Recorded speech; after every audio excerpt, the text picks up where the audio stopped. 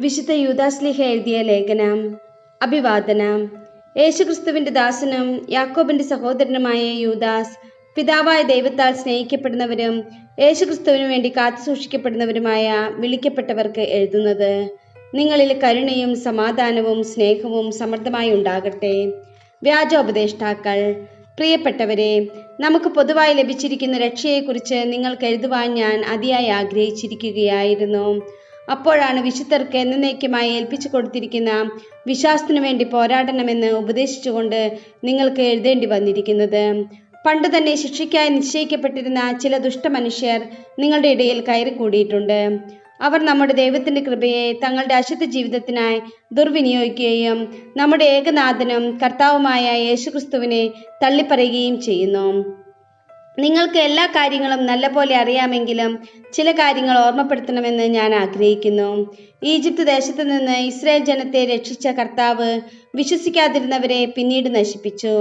സ്വന്തം നില മറന്ന് തങ്ങളുടേതായ വാസസ്ഥാനം ഉപേക്ഷിച്ചു കളഞ്ഞ ദൂതന്മാരെ മഹാദിനത്തിലെ വിധി വരെ അവിടുന്ന് അന്ധകാരത്തിൽ നിത്യബന്ധനത്തിൽ സൂക്ഷിച്ചിരിക്കുന്നു എന്ന് ഓർക്കുക. അതുപോലെ തന്നെ സോദോമിനെയും ഗൊമോറയെയും അവയെ അനുകരിച്ച് ഭോഗാസക്തിയിലും വ്യഭിചാരത്തിലും മുഴുകിയ ചുറ്റുമുള്ള പട്ടണങ്ങളെയും നിത്യാഗ്നിയുടെ ശിക്ഷയ്ക്ക് വിധേയമാക്കി അവിടുന്ന് എല്ലാവർക്കും ദൃഷ്ടാന്തം നൽകിയിരിക്കുന്നു. സ്വപ്നങ്ങളിൽ നിമഗ്നരായിരിക്കുന്ന ഈ മനുഷ്യർ ശരീരത്തെ അശുദ്ധമാക്കുകയും അധികാരത്തെ തള്ളിപ്പറയുകയും മഹിമയണിഞ്ഞവരെ നിന്ദിക്കുകയും ചെയ്യുന്നു. പ്രധാന ദൂതനായ മിഖായേൽ മോശയുടെ ശരീരത്തെ ചൊല്ലി പിശാചിനോട് തർക്കിച്ചപ്പോൾ അവനെ കുറ്റപ്പെടുത്തി ഒരു നിന്ദാവചനം പോലും ഉച്ചരിക്കാൻ തുനിഞ്ഞില്ല. പിന്നെയോ കർത്താവ് നിന്നെ ശാസിക്കട്ടെ എന്ന് മാത്രം പറഞ്ഞു.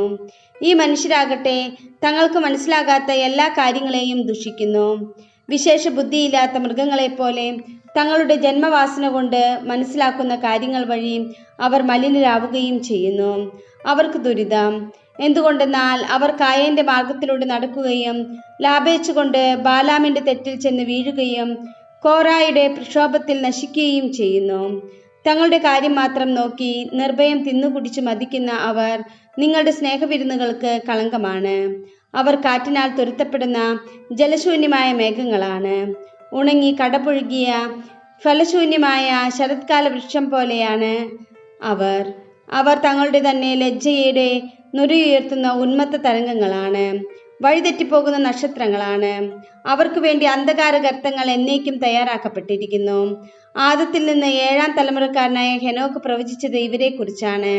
കണ്ടാലും കർത്താവ് തന്റെ വിശുദ്ധരുടെ 10,000-ങ്ങളോടുകൂടെ ആഗതനായിരിക്കുന്നു.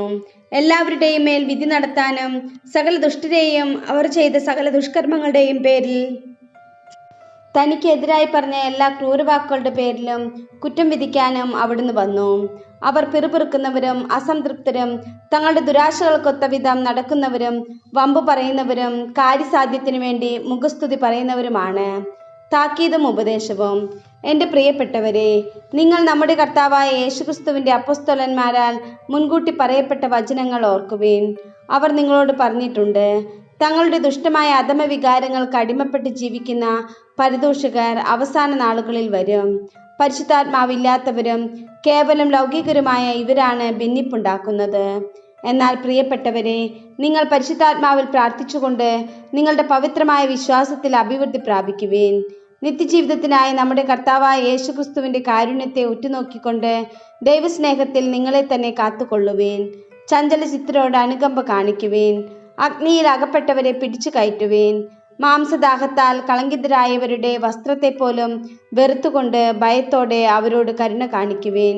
വീഴാതെ നിങ്ങളെ കാത്തുകൊള്ളാനും തൻ്റെ മഹത്വത്തിൻ്റെ സന്നിധിയിൽ നിങ്ങളെ കളങ്കരഹിതരായി സന്തോഷത്തോടെ നിർത്തുവാനുമുള്ള കഴിവുള്ള നമ്മുടെ കർത്താവായ യേശുക്രിസ്തു വഴി നമ്മുടെ രക്ഷകനായ ഏകദൈവത്തിന് സ്തുതിയും മഹത്വവും ശക്തിയും ആധിപത്യവും സർവകാലത്തിനു മുൻപും ഇപ്പോഴും എപ്പോഴും ഉണ്ടായിരിക്കട്ടെ. ആമേൻ.